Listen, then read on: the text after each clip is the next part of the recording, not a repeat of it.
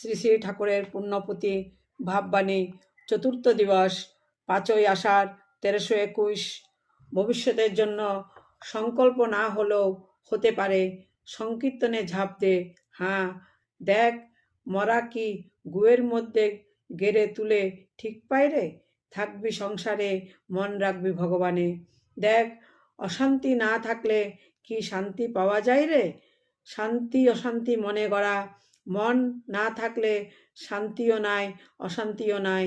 আগে শান্তির পানেও ছুটতে হয় না, অশান্তির পানেও ছুটতে হয় না। ভগবানের পানে ছোট, শান্তি আপনি ছুটে আছে ছুটবে। দেখ অনন্ত আমির মধ্যে অনন্ত আমি, হতে হতে এক আমি।